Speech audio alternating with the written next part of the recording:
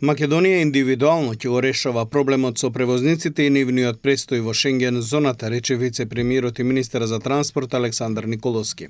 Според него колективизмот нема да го реши проблемот.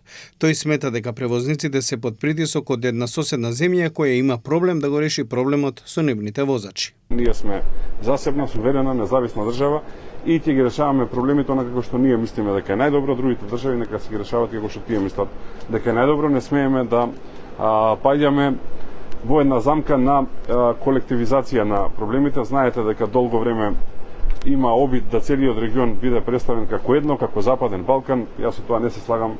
35 години независност ја славиме за некоја недела и враќање назад мислам дека е најлошата работа што може да ни се случи на државата. Николовски вели дека има редовни средби со превозниците. Владата им ја дава целосната поддршка, зашто се преземаат и реални чекори за надминување на проблемот. Она што ние можеме да го направиме како држава, имајќи предвид дека не сме членка на Шенген зоната, е да склучуваме билатерални договори со земјите кои што се дел од Шенген зоната. Веќе имаме такви договори со Хрватска, со Швајцарија и со Романија.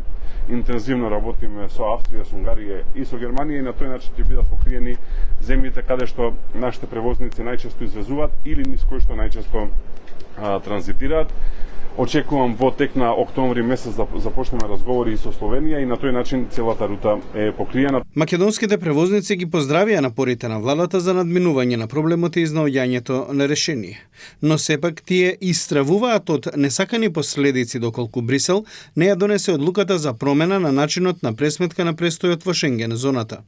Инсистираат дека до 1 септември мора да се дојде до решение. Во спротивно најавија протести.